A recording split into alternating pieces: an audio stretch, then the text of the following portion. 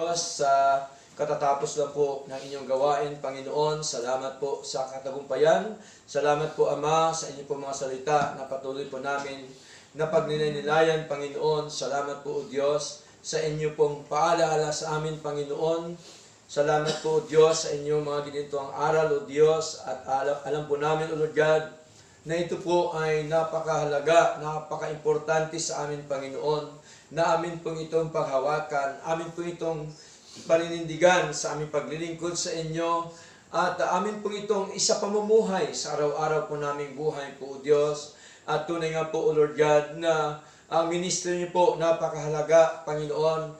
Ang inyong gawain, O Diyos, na siya yung na ipinagkatiwala sa amin, Panginoon, nawa ito po ay inyong palaguin, Panginoon. Inyo po ito nawang payabungin, O Diyos. Patuloy niyo po nawa itong dagdagan pa, Panginoon, ng inyo pong mga tupa, ang inyong gawain po, Panginoon, O Lord God, upang kami po ay sama-sama, Panginoon, magkakaisa, O Diyos, na kayo po ay patuloy ho namin purihin, dakilain po sambahin sa aming mga buhay, O Lord God, sapagkat ito po ang layunin ninyo, Panginoon, sa aming mga buhay, kung bakit kami po ay inyo pong inilagay dito sa mundo na aming ginagalawan, para po kayo ay amin pong paglingkuran, para po kayo ay amin pong patuloy na purihin, dakilain po at sambahin sa aming mga buhay po, Panginoon. Salamat po na marami sa lahat.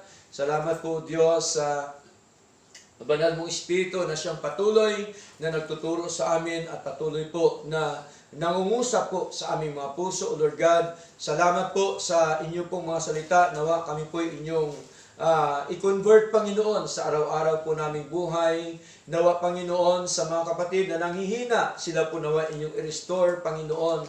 Ibalik niyo po nawa ang dati po nilang sigla sa paglilingkod po sa inyo, O Lord God, at ang inyong gawain, nawa, Panginoon, ay patuloy niyo po ito nawang pasiglahin, palakasin, Panginoon, at palaguin, Panginoon, sa mga bagay na espiritual. At ganun po, Diyos, nawa kami po lahat ay inyo po nawang palaguin sa aming pong buhay spiritual, Lord, upang kami po, Panginoon, ay magkaroon po ng kaalaman at karunungan, Panginoon, sa inyo po mga salita, at upang din sa ganon, kami po, Panginoon, na hindi po madaya, Panginoon, hindi po kami, Panginoong Diyos, mawala sa paglilingkod sa inyo, sapagkat alam po namin, O Diyos, na kayo po ang Diyos na may-ari po ng aming mga buhay.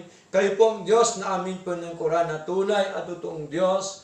At kayo po ang Diyos na nagbigay sa amin ng katatagan at kasiglahan, Panginoon, sa amin pong paglilingkod na ito. Panginoon, dinadalanin po namin sa inyo, O Diyos, sa lahat po ng kapatid na narito, kasama po mga kapatid na virtual worship, Panginoon. Patuloy niyo po nawa kaming lahat pagpalain ng inyong po mga salita po, Diyos, at nawa, Panginoon, turuan niyo po kami na magamit po ito sa araw-araw po naming buhay. At ganyan po, Diyos, pangunahan niyo rin po, Panginoon, ang amin pong mga mahal sa buhay, Panginoon, sa iba't ibang lugar, iba't ibang dako. Sila din po nawa inyong kilusin, at sila din po nawa, Panginoon, ay pagkaluban niyo po ng desire, Panginoon, na paglingkuran ka, O Diyos. Salamat po, patuloy mo silang iingatan, gabayan, proteksyon at pagpalain po, Diyos.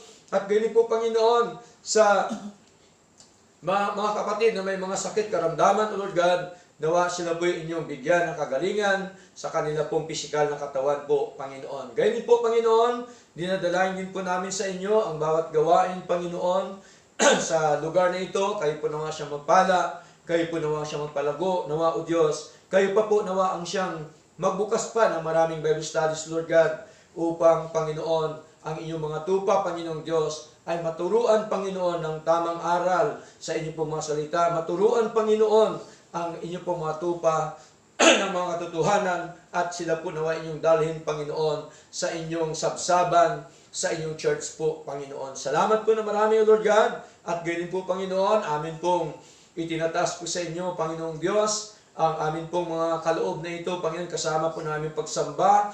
Nawa, Panginoon, ito po inyong pangunahan at inyong pong basbasan po, Diyos, at pagpalaan niyo po nawa ang bawat kapatid na patuloy po na sumusuporta po, Panginoon, sa inyong gawain, O Lord God. At batid niyo po, Diyos, na ang gawain po ito ay self-supporting, Panginoon, at wala po kami ibang pinaniniwalaan, sinasampalatayanan, Panginoon, at wala po kami ibang inaasahan, O Diyos, kundi kayo lamang, O Lord God, dahil po sa iyong biyaya, Panginoon. Salamat po sapagkat ang inyong gawain ay patuloy po na tumatayo, patuloy po, Panginoon, na lumalago, at patuloy po, Panginoon, na nagkaroon po ng kasiglahan at katatagan, O Diyos. Dahil po ito lahat sa inyong biyaya sa aming mga buhay, Lord. Hindi po dahil sa aming sarili, hindi po dahil sa kaninuman, Panginoon. Ang lahat po ito, Panginoong Diyos, ay dahil po sa inyong biyaya, O Lord. Salamat po, Lord God. At tunay nga po, Panginoon, paunahan niyo rin po ang aming eating fellowship. Kayo po nawa ang siyang magpuno po sa amin ng kagalakan sa aming mga puso. I-comfort niyo po nawa kami, Panginoon. At ganyan po, Diyos, nawa patuloy mo kaming pangunahan, O Lord God, na ang aming mga puso, Panginoon, ay patuloy po ninyong alawin, Panginoon, at patuloy po na manatili po sa amin ang tunay po na kagalakan sa amin pong paglilingkod sa inyo. Salamat po na marami, O Lord God, at tunay nga po, Panginoon, na sa inyo lamang po ang lahat na karangalan at kalulatian. Sa pangalan po ni Jesus, ito po ang aming dalangin.